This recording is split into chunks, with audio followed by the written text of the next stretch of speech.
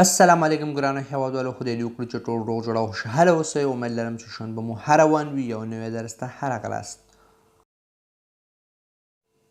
نن زموږ درس دی لژکتیف دیمونستراتیف، اشاروي صفتونه لکه لومړی سو، دویم ست، دریم ست، څلورم سی. دا څه معنا لري، چیرته او څنګه استعمالیږي، دا ټول په دې درس کې سره د مثالونو تاسو لپاره تشریح کوم. ویډیو تر اخره را سره وګورئ، انشاءالله ډېر ښه به ورباندې پوه شئ. راځئ چې اوس درس شروع کړو. لژکتیف دیمونستراتیف یعنی اشاروي صفتونه. اشاروي صفتونه هغه دي چې یو شی لپاره اشاره کوي، لکه دا، هغه، یعنی یو شی لپاره اشاره کوي، لکه سو، ست، ست، سی. دا څلور دانې اشاروي صفتونه دي.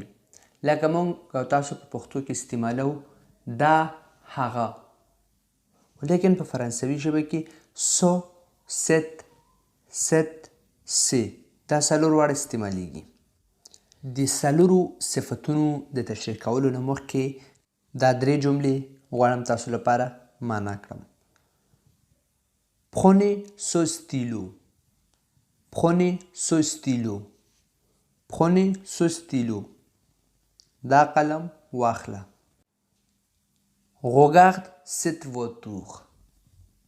Regarde cette voiture. Regarde cette voiture. هغه موټر وګوره. Appelez ses enfants. Appelez ses enfants. Appelez ses enfants. هغه ماشومانو ته غږ که، یا دې ماشومانو ته زنګ ووهه یا غږ که. اوس دا هر یو صفت سره د مثالونو تاسو لپاره تشریح کوم. L'adjectif démonstratif s'accorde avec le nom. L'adjectif démonstratif s'accorde avec le nom. L'adjectif démonstratif s'accorde avec le nom. دا اشاروي صفت چې دی دا یو نوم سره یو ځای کېږي یا یو نوم سره راځي. لومړی سو. سو، سو معنا دا، دا، سو معنا دا، خو لیکن دا چې دی یو مسکوله یا یو نارینه شی لپاره راځي او مفرد وي. یو شی مفرد وي یعنی یو وي، یو شی لپاره وي راځي سو، خو لیکن نارینه یا مسکوله لپاره استعمالیږي. مثلا دلته یو شی ښیي دی، ته وایې چې دا شی یعنی دا، دې لپاره سو استعمالیږي، خو باید دا یو مفرد وي او نارینه وي. لکه په دې مثالونو کې اوس وګورئ. سو شا، سو شا، سو شا دا پیشو یعنی یو پیشو ته اشاره کوي. سو لیور دا کتاب، سو لیور دا کتاب. سو شیان، سو شیان، سو شیان دا سپی یا دغه سپی. سو گارسون، سو گارسون، سو گارسون دا هلک یا هغه هلک. سو ستیلو، سو ستیلو، سو ستیلو دا قلم. سو معنا دا، هغه دواړو لپاره استعمالیږي، خو یو شی چې نارینه وي او مفرد وي، یو وي، یو شی لپاره استعمالیږي. دا هغه معنا، اصلي معنا چې دی دا هغه. دویم ست. ست، ست هم هماغه معنا لري، دا هغه، خو دا فیمینین لپاره استعمالیږي، فیمینین سنګولیه لپاره استعمالیږي. یو شی چې مفرد هم وي یعنی یو وي، دوه درې څلور نه وي، یو وي.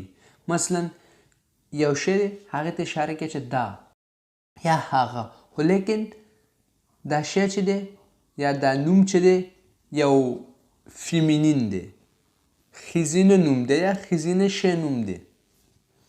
ست دا هغه فیمینین سینګولیه لپاره استعمالیږي. لکه cette voiture cette voiture cette voiture هغه موټر. cette fille cette fille cette fille دغه جنۍ.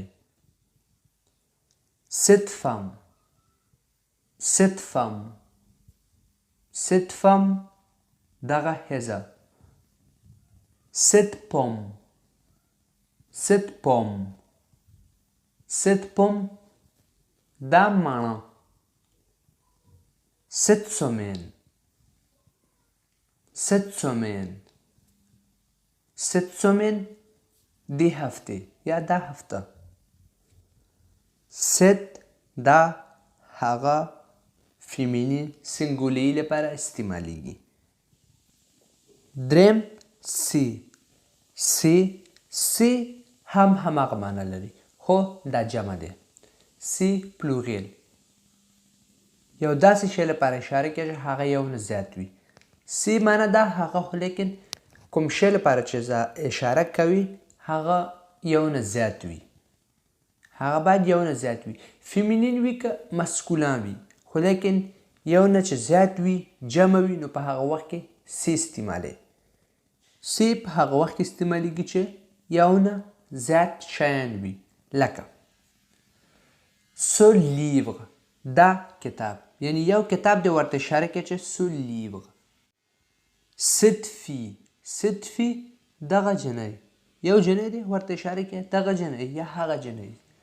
که چیرې دا ډېر شي مثلا ces livres کتابونه ډېر وي ces livres جنکیان ډېر وي ces filles صحیح شو. په دې مثالونو کې اوس وګورئ ces arbres دغه ونې ډېر دي جمع دي. ces chaussures هغه بوټان جمع دي یو بوټ نه دی بوټان یعنی ډېر دي نو په دغه وخت کې ces chaussures. ces ordinateurs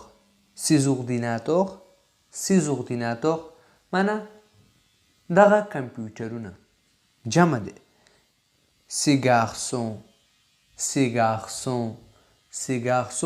هغه هلکان. ces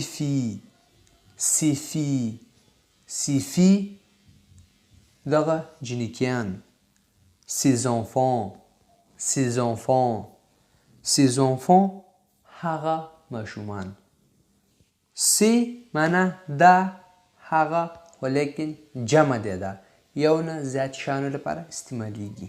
کله چې په یو ځای کې شیان ډېر وي او هغې لپاره اشاره کوي نو بیا سی استعمالی. څلورم set یو مخکې هم set لوستلی و هلته چې دی ډبل ټي دی او آخر کې او هم دی. دلته یوازې یو ټي دی. note ce devient set devant un mot commençant par une voyelle ou un H muet. set کیږي یا په set بدلیږي کله چې یو لغت په واول حرف باندې شروع شوی وي یا اش مویه یعنی اچ چې ورته وایي په دې باندې شروع شوی وي. کله چې یو نوم یعنی د یو شی نوم په یو واول حرف یا اش مویه باندې شروع شوی وي نو په هغه وخت کې هغې لپاره set استعمالوو. set د دې set معنی هم هماغه دی دا هغه خو فرق دا دی چې دا په هغه وخت کې استعمالیږي کله چې یو نوم واول یا اشمویه باندې شروع شوی وي دا هم مفرد دی یو شی لپاره استعمالیږي.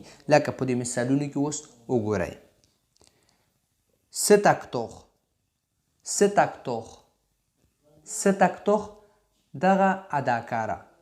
دغه اداکاره اکتوخ معنی اداکار. cet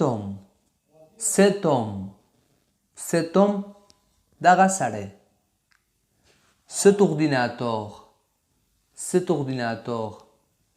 cet ordinateur هغه کمپیوټر.